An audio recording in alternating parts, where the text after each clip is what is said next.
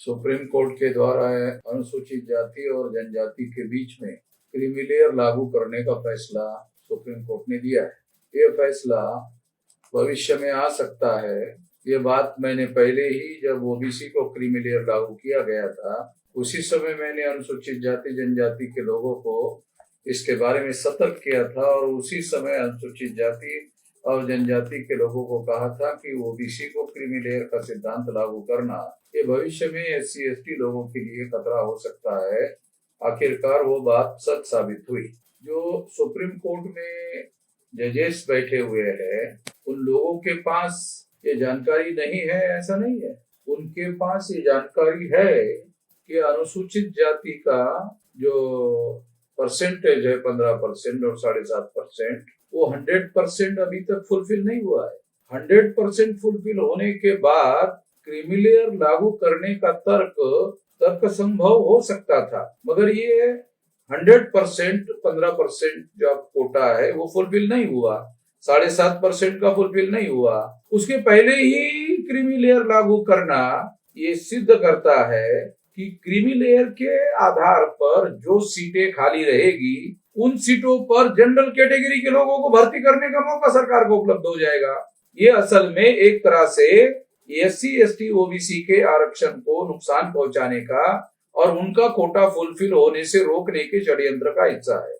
और ये फैसले देने वाले जो जजेस है वो केवल अपने जाति वर्गों का हित ध्यान में रखते हुए ऐसा कर रहे हैं, ऐसा उनके फैसले को पढ़ने के बाद ऐसा लगता है। उन्होंने उस वर्ग का ध्यान नहीं रखा। उनके पास डाटा भी है, सरकार के पास का डाटा वो मंगा सकते थे और उनको जानकारी हो सकती थी कि उनका कोटा 100% अभी तक फुलफिल नहीं हुआ और वो ऐसा स्टैंड ले सकते थे, न्यायपूर्ण स्टैंड ले सकते थे कि जब तक 100% कोटा पूरा नहीं होता तब तक क्रीमी लेयर लागू नहीं किया जा सकता। दूसरी महत्वपूर्ण बात यह है कि सुप्रीम कोर्ट के इस फैसले से भारत के अंदर रहने वाले नागरिकों के बीच में भेदभाव हो गया है।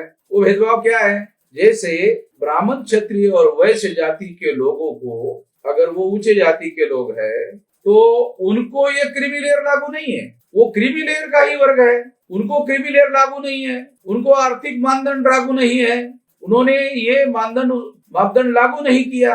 उनको लागू करना चाहिए था कि जिनका एक निश्चित आर्थिक कैपेसिटी है, ऐसे लोगों को सरकारी नौकरियों में बिल्कुल जगह नहीं होगी, ऐसा निर्णय होना चाहिए था। अगर वो ऐसा करते तो वो जो सक्षम लोग हैं वो दूसरे तरह अपने लिए रास्ते खोल सकते थे, उनके पास सक्षमता है।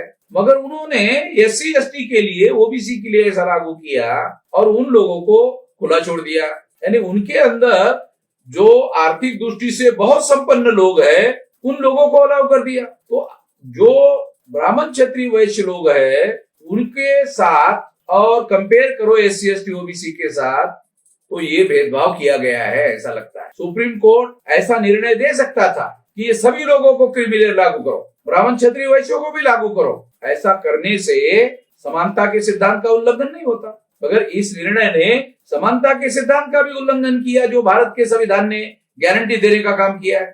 ऊंची जाति को क्रीमी लेयर में आने के बावजूद भी उनको किसी प्रकार का बंदिश नहीं है। अगर मान लो अनुसूचित जाति और जनजाति के लोगों के अंदर से क्रीमी लेयर डिलीट कर दिया गया, अगर ऐसा कर दिया गया तो फिर सवाल खड़ा होगा कि अनुसूचित जाति और जनजातियों का कोटा पूरा करने के लिए गुणवत्ता धारक लोग कहां से मिले? जो अनुसूचित जाति के अंदर ज्यादा से ज्यादा पिछड़े वर्ग के लोग हैं, क्या वो मैट्रिक तक अपना एजुकेशन पूरा कर पा रहे हैं?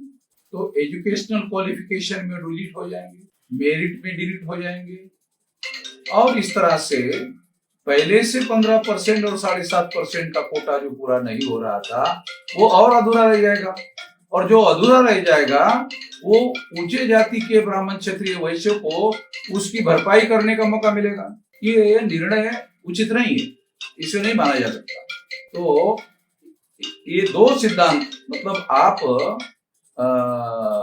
गुणवत्ता धारक भी आपको चाहिए और आपको क्रीमी लेयर भी चाहिए, ये दो सिद्धांत कॉन्ट्राडिक्टरी है। अगर आपको क्रीमी लेयर नहीं चाहिए तो आपको गुणवत्ताधारक लोग नहीं मिलेंगे। और अगर गुणवत्ताधारक लोग चाहिए तो उसमें निश्चित रूप से अनुसूचित जाति के लिए क्रीमी लेयर लागू नहीं किया जा सकता, क्योंकि अनुसूचित जाति के अंदर थोड़े बहुत जो आर्थिक दृष्टि से सक्षम लोग हैं वही अपने बच्चों को हायर एजुकेशन दिलाने में कामयाब हो सकता है और उसके द्वारा कोटा पूरा हो सकता है। अभी ही कोटा पूरा नहीं है। अगर SC ST का कोटा अभी पूरा नहीं है तो पूरा होने के पहले क्रीमी लेयर लागू करने का तर्क ही जायज नहीं, 200% गलत तर्क है। ये फैसला न्यायपूर्ण नहीं है, इसको माना नहीं जा सकता। मैं भारत सरकार को अनुरोध करता हूं इस फैसले को मानने से इनकार कर। यदि सरकार इनकार नहीं करती है तो उसके विरोध में हम भारत बंद का ऐलान करेंगे और पूरी संगठित शक्ति इस काम के लिए लगाएंगे।